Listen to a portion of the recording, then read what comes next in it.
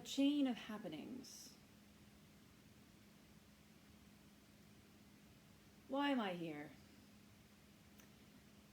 It all started with a project, and other things happened I didn't expect, that even now isn't finished. It was begun for 3 reasons. One was that I loved, but struggled to pray the rosary. I always had, at least since becoming Catholic in my college years. I had ADD, and in praying it individually, it is accompanied with some degree of difficulty. I get off track. So I desired to make one drenched with so much meaning and striking multiple senses that it would help me to focus on the attempt to pray. My mother, upon entering the Catholic Church, had gotten one made by hidden sisters from rose petals. They smelled sweetly of roses when held in the warmth of one's hands.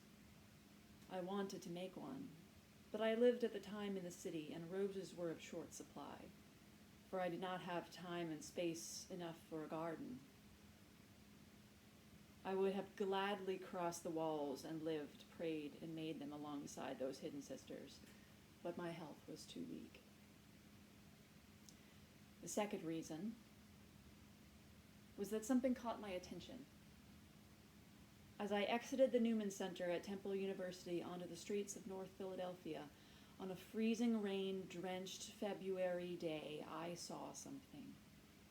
It was lying there on the street, an abandoned, perhaps rejected Valentine's Day bouquet of roses, trampled, drenched, mostly browned and molding in parts.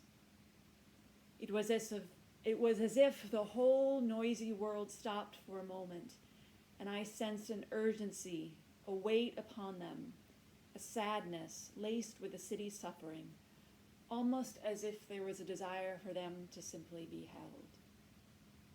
And the third reason was that it seemed God asked that they be made into something so beautiful one would never imagine the origin of the attempt.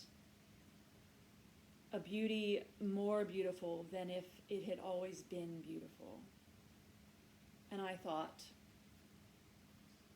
why not?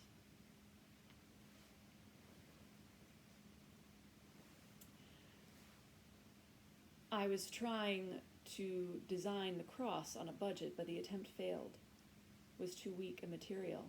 So I mounted it on a frame and placed a copy of a prayer alongside. My sense of symmetry could not stand it.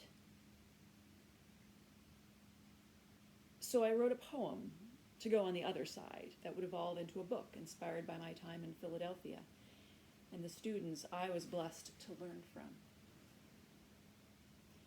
I made an attempt at the center that failed for the same reason, too weak.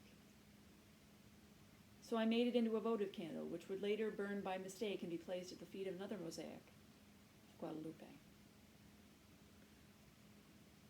As soon as I made the center, in part from car window fragments, a material that fascinated me, as it was visibly quite more beautiful after it had been broken than before.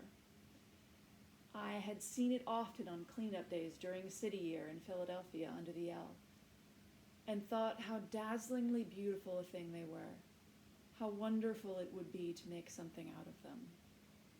It inspired me, along with the little votive candle, to make a window of the same material. So I went on the hunt for some fragments around Philadelphia streets. It was hard to find big pieces. As I came on my friend Andy taping up his broken-in window with a trash bag and duct tape, I tried to hide my excitement. This was no doubt a difficult moment for him. I said, "I'm so sorry, Andy. Can I have that?" And he gave me a funny look, but agreed. It would become the very first mosaic made of glass and car window fragments, but I knew once made it would not be the last. I was in love with the medium. I saved Andy's window and incorporated it into every piece I made after or continued after in one way or another. Even my engagement ring and wedding dress and rosary were adorned by it. I had no idea where it all would lead, I just kept working on my project and whatever seemed to happen along the way. I lost my job, my sanity, as I was too weak to be a teacher in the city. I turned to making stained glass windows as the only thing I could do in the state that I was in, an attempt both at self-help therapy and a desperate attempt at income, which didn't work. It did, with God's grace, help piece me back together and process my difficulties, both in art and poems inspired by it. And at a certain point, I felt a call to share what I had made in hope that its fragments would minister to fragments as they had to me. And even more precisely and simply, because it seemed that God asked. And though petrified, I said,